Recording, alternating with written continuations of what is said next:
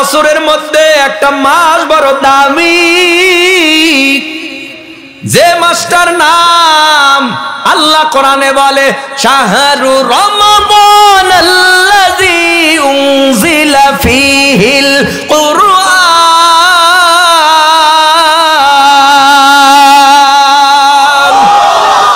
আল্লাহ বলেন এই রমজান মাসে কোরআন নাজিল হয়েছে, তাই তো এই রমজান মাসের দাম আল্লাহ বাড়ায় দিছে।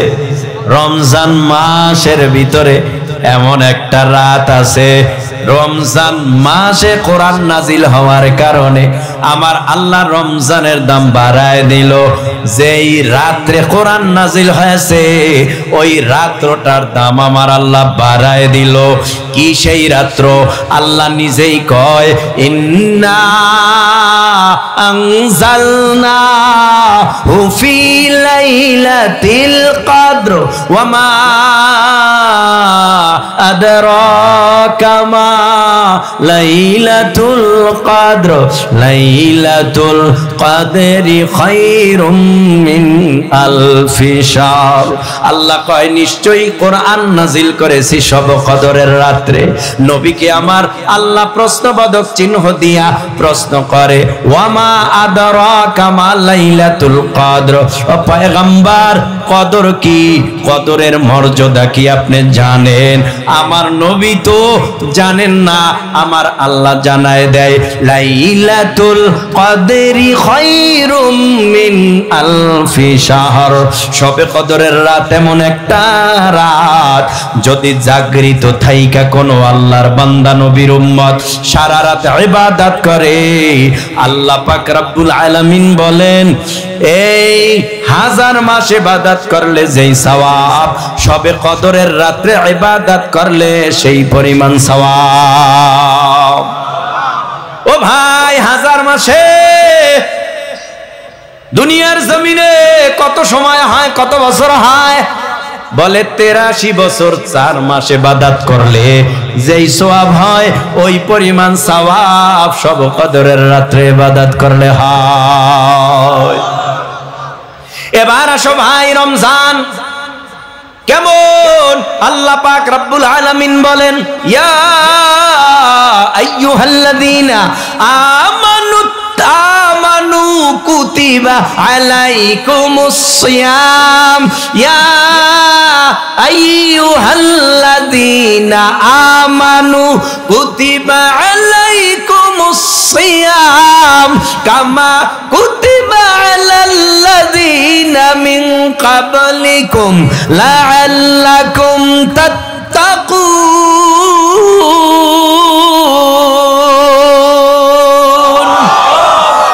আল্লাহ বলেন হে ঈমানদারেরা, শর্ত আছে নি? কথা কয় না, কি শর্ত? ঈমানদার। আল্লাহ বলে নাই ও দুনিয়ার বেঈমানওয়ালা বেঈমানেরা তোমরা সিয়াম পালন করো, তোমাদের উপরে সিয়াম ফরজ করলাম, রমজানের রোজা ফরজ করলাম। আল্লাহ হিন্দুদের বলে নাই ও হিন্দুরা রোজা রাখো, তোমাদের প্রতি ফরজ করলাম। ও খ্রিস্টানে হদিনা সারা চাকমা মক শিখেরা, তোমাদের উপরে রমজানের রোজা ফরজ করলাম। কিন্তু আল্লাহ বলেন নাই, শর্ত লাগায় দিছে ইয়া আইয়ুহাল্লাযীনা আমানু। এরপরে আল্লাহ বলছেন কুতিবা আলাইকুমুস সিয়াম, যারা তোমরা আমি আল্লাহর উপরে ঈমান এনেছো, আমি আল্লাহকে যারা বিশ্বাস করো, আমি আল্লাহ তোমাদের প্রতি রমজান। এই এখন থেকে কথাগুলি সাবধানে খেলের সাথে অন্তরের কান লাগায় শোনেন।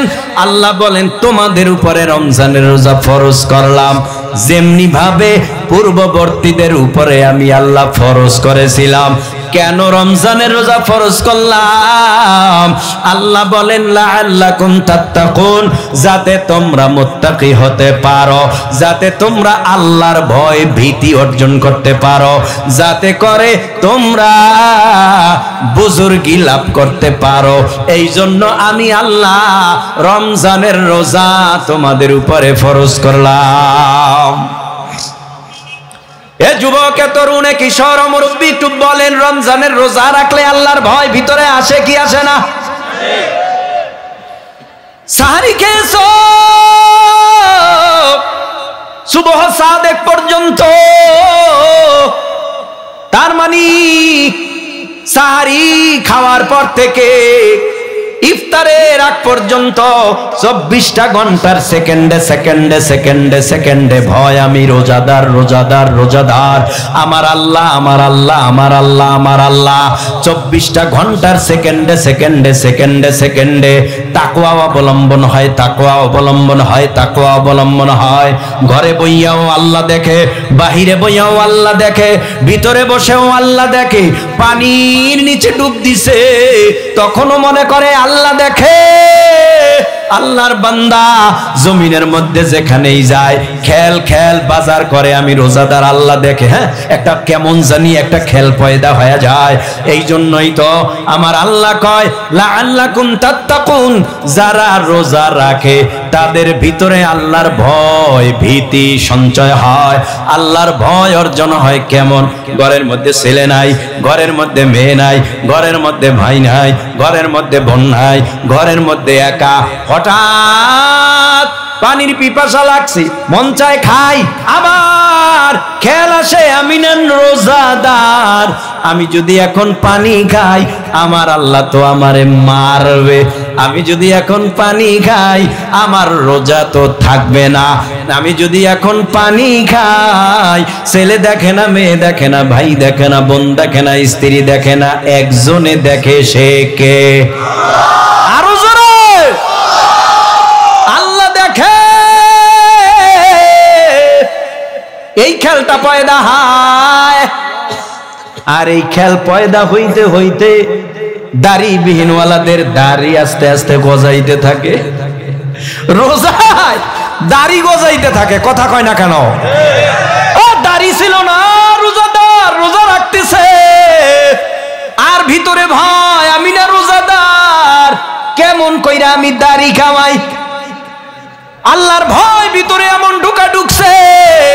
কত রোজাদার ওয়াদা করেছে জীবন যাবে যাক, এই রমজান যেহেতু বেশি আমি তাওবা করলাম, আমার জীবন যাবে তবুও নবীর কলিজায় দাড়ির উপরে বেলেট লাগাবো না।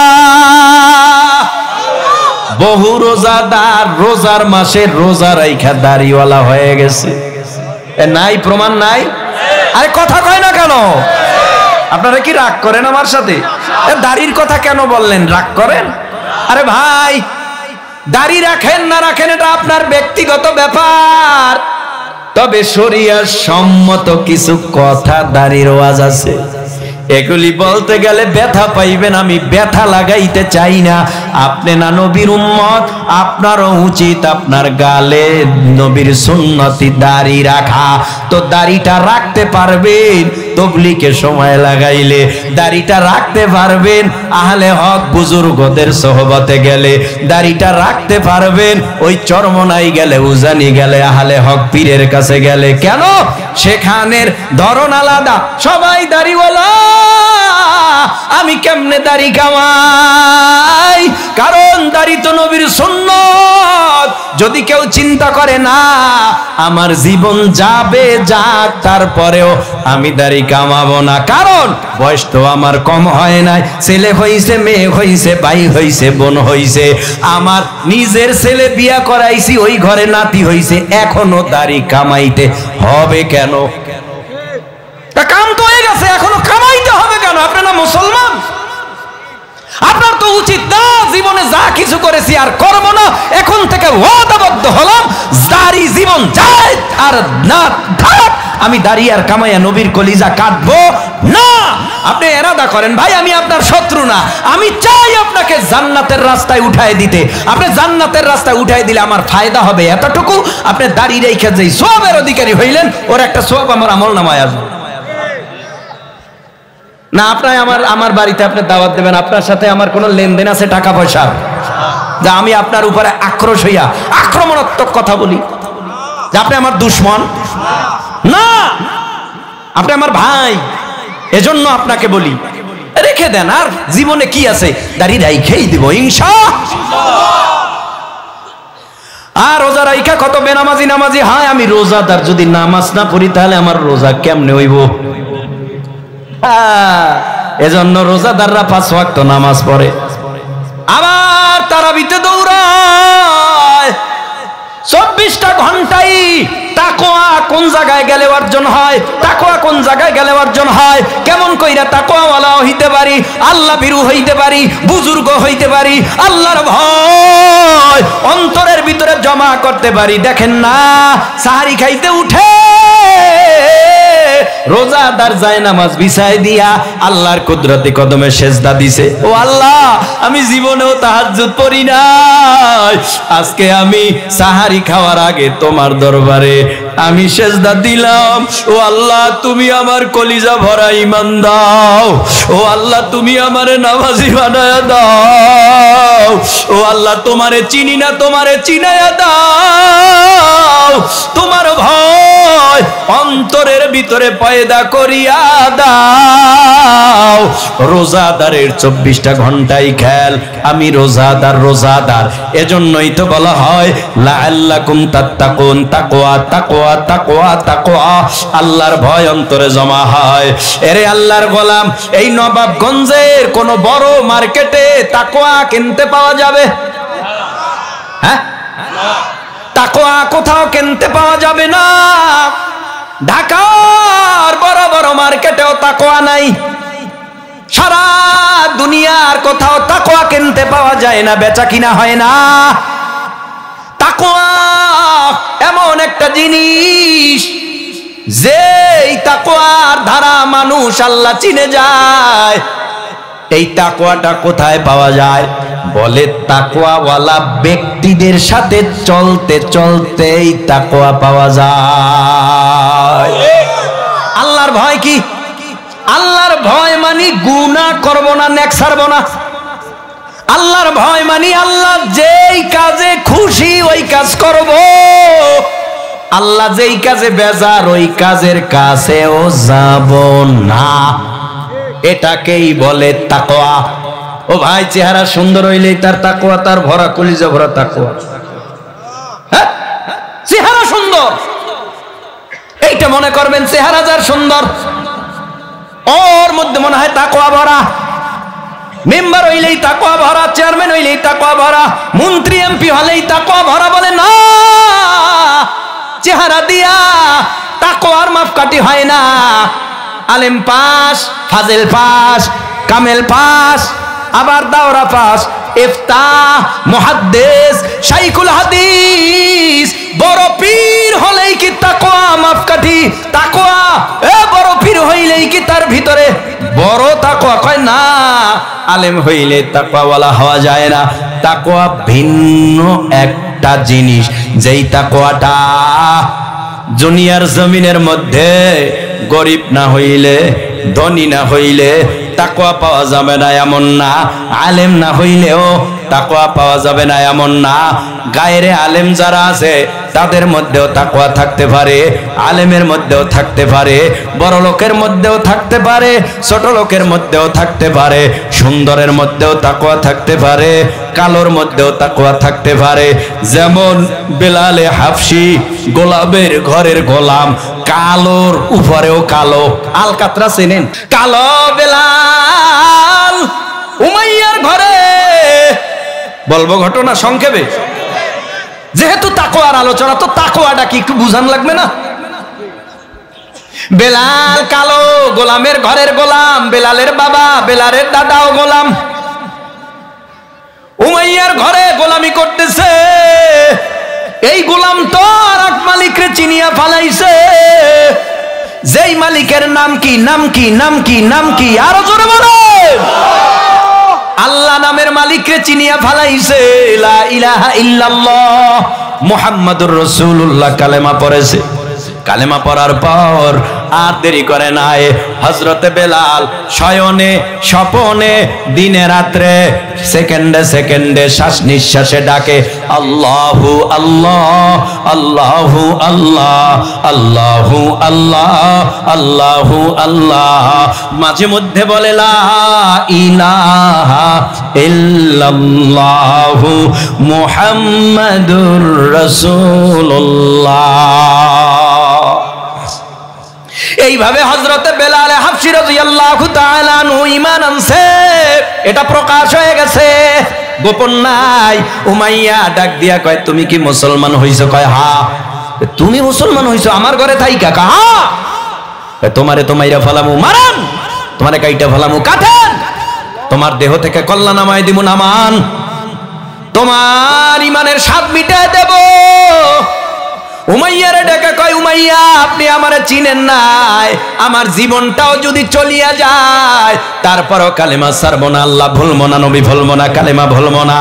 আখিরাত থেকে একটা সেকেন্ডের জন্য আমার অন্তর তাকওয়া থেকে একটা সেকেন্ডের জন্য দূরে সরাইতে পারবেন না। জোরে কোন সুবহানাল্লাহ। হযরতে বেলাল হাবশীকে উত্তপ্ত মরুভূমির বালুর উপরে চিৎ করে শোয়ায় দিছে। হযরতে বেলালের বুকের উপরে ভারী একটা পাথর চাপা দিয়া দিছে। হযরতে বেলাল কথা বলতে পারে না, জিহ্বাটা বের হয়ে গেছে, গরম লোহা পেরেক আগুনের মধ্যে গরম কইরা আগুনের মতো সাদা বানায় বানাইছে। এখন বেলালের জিহ্বাটা টান দিয়া বাইর কইরা গরম লোহা জিহ্বার মধ্যে ঢুকায় দিছে। হযরতে বেলাল আহাদ আহাদ আহাদ আহাদ আহাদ, আল্লাহ কয়জন, আল্লাহ কয়জন, আল্লাহ কয়জন, আমার আল্লাহ এক। হযরতে বেলাল হাবশীকে এত মারে তারপরও কালেমা ছাড়ে না। হায় হায় এত মার, কিন্তু হযরতে আবু বকর বেলালের মার দেখে আর সহ্য করতে পারে নাই। উমাইয়ারে ডেকে বলে উমাইয়া আপনার গোলাম তো আপনারে মানে না, আপনার গোলাম আপনার অবাধ্য, গোলামটারে রাইখা লাভ কি? হয়তো বিক্রি করে দেন, হয়তো বিক্রি করে দেন, এই টাকা দিয়া অন্য গোলাম খরিদ কইরা তারপরে আপনার হুকুম মানাবেন। এ গোলাম তো আপনার কথা মানে না, আপনার কথার অবাধ্য। কয় হ্যাঁ হ্যাঁ, তাহলে আর দেরি কেন, মোটা অঙ্কের টাকা দাও। আবু বকর মোটা অঙ্কের টাকা দিয়া হযরতে বেলালকে খরিদ করিয়া নবীর সামনে গিয়া ফালাইছে। নবীর চেহারা দেইগা হযরতে বেলাল আনন্দে কান্না করে আর বলে নবী আমি আপনারে যে কত মায়া করি, আমি আপনারে যে কি পরিমাণ ভালোবাসি নবী, এ দুনিয়ার কেউ জানে না। এত মার খাইছি তারপরও আপনারে ভুলি নাই, এত মার খাইছি তারপরও আমি আল্লাহরে ভুলি নাই, ইসলাম সারি নাই, কোরআন সারি নাই, নবী সারি নাই, আখিরাত সারি নাই। ও আল্লাহর নবী আপনি আমারে আপনার কাছে নিয়ে নেন। নবীকে ডেকে নবী আমার হযরতে বেলাল হাবশীকে ডেকে বলে বিলাল আর দূরে না আসো, তোমারে আমি আমার কাছেই রাখবো। তুমি গোলামের ঘরের গোলাম, তোমার অন্তরে যে কি তাকওয়া আমি নবী জানি। তবে আসো এই মদিনায় মসজিদের নববীতে শতে শতে আমার প্রিয় সাহাবীরা নামাজ আদায় করে, এরা অনেক দামি মানুষ, তার থেকেও বেশি দামি তুমি বেলাল। আসো আমার এই মসজিদে নববীর মিনারায় উঠা উঠা তুমি আজান দিবা, আমার পিছনে দাঁড়াইয়া ইকামত দিবা, তুমি কি শান্তি পাবা না? হযরতে বেলাল কয় নবী আমি এই দায়িত্ব পালন করব, আমি তো কোনোদিন ভাবি না আমি মিনারায় উঠা আজান দিব। আল্লাহু আকবার, আল্লাহু আকবার, আশহাদু আল্লা ইলাহা ইল্লাল্লাহ, আশহাদু আন্না মুহাম্মাদার রাসূলুল্লাহ, হাইয়া আলাস সালাহ, হাইয়া আলাল ফালাহ, আস-সালাতু খায়রুম মিনান নাওম। এইভাবে আমি আযান দিব, কোনদিন ভাবি নাই। ও পয়গম্বর আমি খুশি হয়ে গেলাম। বেলাল মসজিদে নববীর মধ্যে মুয়াজ্জিন হইছে তাকওয়া বেশি থাকার কারণে, আল্লাহর ভয় ভীতি বেশি থাকার কারণে। হযরতে বেলাল মসজিদে নববীর ভিতরে আযান দেয়। ওই মসজিদে নববীর ইমাম আমার নবী মুহাম্মাদুর রাসূলুল্লাহ সাল্লাল্লাহু আলাইহি ওয়াসাল্লাম। ওই মসজিদের মুয়াজ্জিন হলো হযরতে বেলাল হাবশী রাদিয়াল্লাহু তাআলা আনহু। হঠাৎ একদিনের ঘটনা, চতুর্দিকে বেঈমানেরা কানা ঘুষা করে। মসজিদে নববীর ইমামও মূর্খ, নাউজুবিল্লাহ। মসজিদে নববীর মুয়াজ্জিনও মূর্খ। তা কেমনে? মুহাম্মদ তো নিজে মূর্খ, মুহাম্মাদের মতো এত মূর্খ নাই। আবার মসজিদে নববীর মধ্যে মুয়াজ্জিন রাখছে, তাও মূর্খ। কেমন মূর্খ? মসজিদে নববীর মুয়াজ্জিনের তাকওয়া সম্পর্কে তো অন্য কেউ জানে না। কত বড় আল্লাহর ভয়, আল্লাহর ভীতি সঞ্চয় করেছে হযরতে বেলাল হাবশী রাদিয়াল্লাহু তাআলা আনহু। বেঈমানেরা কয় বেলাল আজান দেয়, আশহাদু বলতে পারে না, আসহাদু বলে। তার মানে শব্দ উচ্চারণ ঠিক নাই, অর্থ আলাদা হয়ে যায়। এইভাবেই তো মসজিদে নববীর মধ্যে মুয়াজ্জিন রাখছে অশিক্ষিত। কি করবে? সাহাবায়ে কেরাম আয়েশা নবীর কাছে অভিযোগ দায়ের করলেন, অবস্থা ভালো না, বেলালের কারণে আপনারেও খারাপ কয়, এটা আমরা সহ্য করতে পারবো না। ও নবী, তাড়াতাড়ি করেন, নতুন মুয়াজ্জিন নিয়োগ দেন, এটা আমাদের পরামর্শ। নতুন মুয়াজ্জিন নিয়োগ দিবে, যেমন দেহ তেমন সুন্দরী, তেমন বড় ইলমওয়ালা, কণ্ঠ অনেক ভালো। দেরি করে নাই, নিয়োগ দিছে। বেলাল এদিকে আসো। কি পয়গম্বর? আগামী কাল থেকে মসজিদে নববীর মধ্যে ফজরের নামাজের আজান দিবা না, বন্ধ হয়ে যাবে। হযরতে বেলাল বললেন, ঠিক আছে হুজুর, আমি আর আজান দিব না। যখন নবী বলছেন আজান দিবা না, তখন মনে হয় বেলালের কলিজাটা খান খান হয়ে গেছে। বেলাল চোখের পানি ফালাইয়া নবীর সামনে বৈশা কাঁদে না, নবী আবার কষ্ট পেতে পারে। এজন্য বেলাল মসজিদে নববীর এক কোনায় যাইয়া হাউ মাউ করে কাঁদে আর বলে, আমার দোষ কি? ও খোদা, ও মাওলা, ও আল্লাহ, আমার দোষ কি? আমি কালা। আমার দোষ কি? আমার কণ্ঠ নাই। আমার দোষ কি? আমার ইলম নাই। আমার দোষ কি? ও আল্লাহ, আমি তোমারে ভুইলা গেছি নি? আমার ব্যবহারে তুমি কি গোসা হয়েছো? যার কারণে মসজিদে নববীর থেকে আমার মুয়াজ্জিনের দায়িত্ব ছিনায় নিয়ে গেছো। দায়িত্ব তো তুমিই দিছো, আমি তো গোলামের ঘরের গোলাম। ওই গোলাম রে তুমি আমারে কালেমা পড়াইছো, নবীর দরবারে আনছো। আমি এত দামি মানুষ হয়ে গেছি। ও আল্লাহ, তুমি আমার কোনো কাজে যদি ব্যথা পায় থাকো মাফ কইরা দাও। এই বলে সারা রাত্র কাঁদে। ফজরে নতুন মুয়াজ্জিন মিনারে উঠছে, আজান দিতেছে। আল্লাহু আকবার, আল্লাহু আকবার। আজান চলতেছে, কিন্তু আজান শেষ হয়ে গেছে। পূর্ব গগনে ফর্সা হয় না, সূর্যের কোনো আভাস নাই। নবী বলে, কি হইছে রে? বুঝতে পারতেছি না। ঘন্টার পরে ঘন্টা যায়, আজান হইল, ফর্সা হয় না কেন? চিন্তিত নবী। হঠাৎ জিবরাইল আমিন আসছে। হ্যাঁ নবী, কি হইছে? মসজিদে নববীতে কি আজান হবে না? কেন? আজান তো হইছে। কারে দিয়ে আজান দিছেন? কয় নতুন মুয়াজ্জিন। কাজ হবে না। যেই মুয়াজ্জিন এতদিন আজান দিছে, ওই মুয়াজ্জিন যদি আজান না দেয়, পূর্ব গগনে সূর্য উদিত হবে না। তাড়াতাড়ি আজান দেওয়ান। কিতাবে লেখে, বেলাল যদি আজান না দিত, পূর্ব গগনে কিয়ামত পর্যন্ত সূর্য উঠত না। আজান হইছে তো?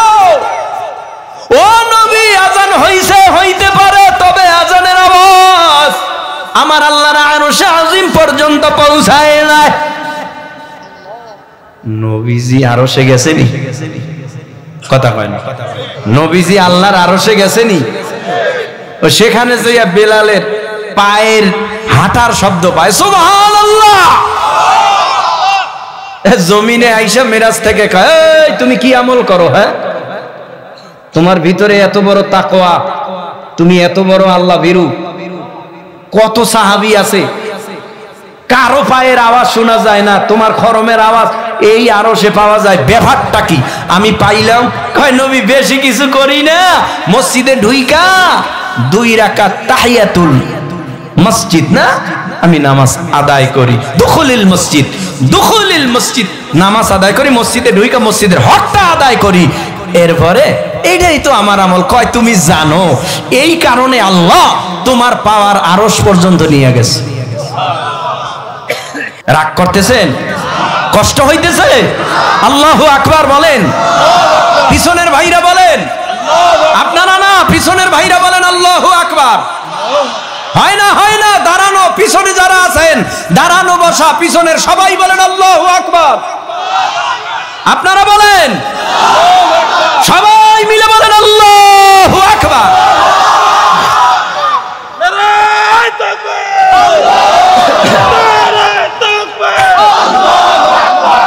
ভাইরা আমার, আলহামদুলিল্লাহ, শুকরান, জাযাকুমুল্লাহ খায়র, আহসানাল জাযা। আপনারা যারা বসে আছেন চাতক পাখির মতো তাকিয়ে আছেন, এরকম একদিন আমিও আপনিও তাকিয়ে তাকিয়ে আল্লাহর বয়ান শুনবো, নবীর বয়ান শুনবো, দাউদ নবীর বয়ান শুনবো।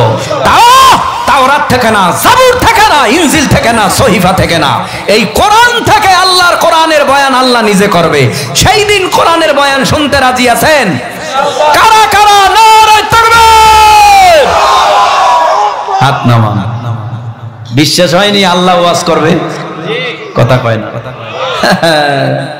আল্লাহ নিজে ওয়াজ করবে।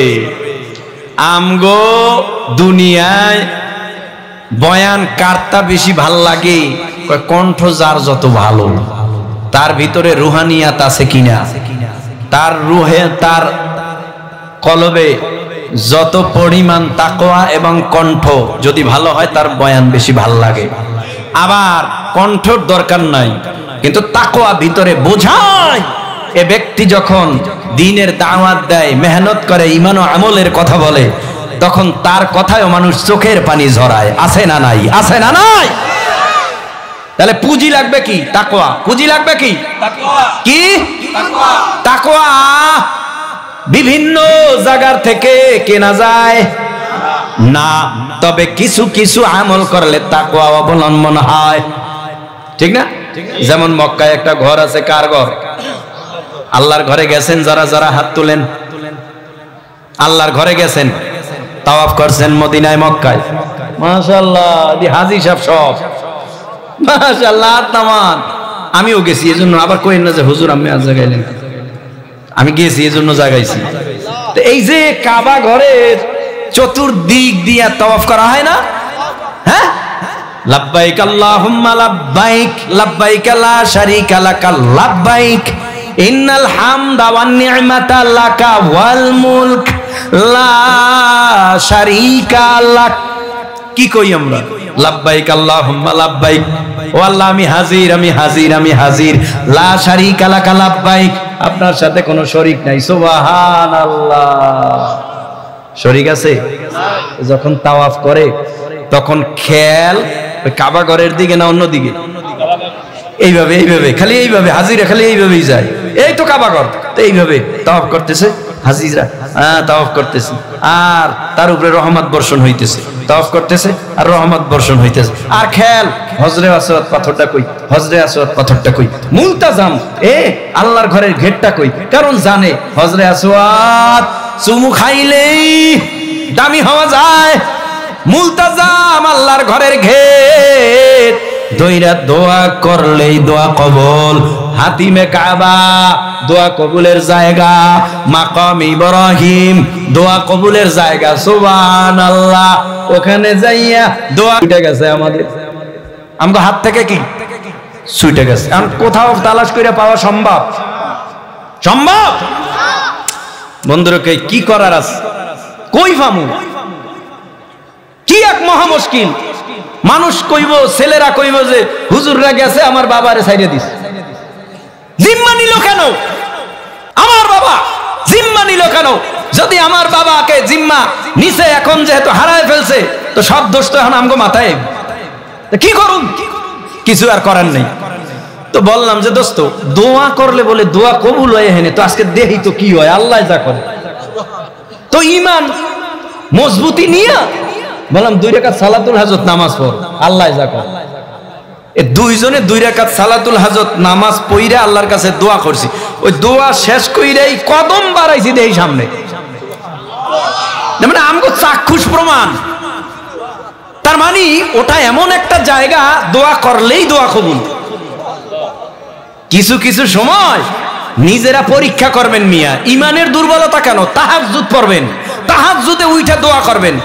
অসুস্থ কতদিন, 5 বছর, ডাক্তার তো কম দেখান নাই জীবনে, এখন ডাক্তার বাদ দিয়া এখন আপনি তাহাজ্জুদে দাঁড়ান, দাঁড়া বলেন আল্লাহ ডাক্তার দেখাইতে কম দেখাই নাই, বহু ডাক্তার দেখাইছি, প্রেসক্রিপশন দিয়েছে, ঔষধ খেয়েছি, ফায়দা হয় না।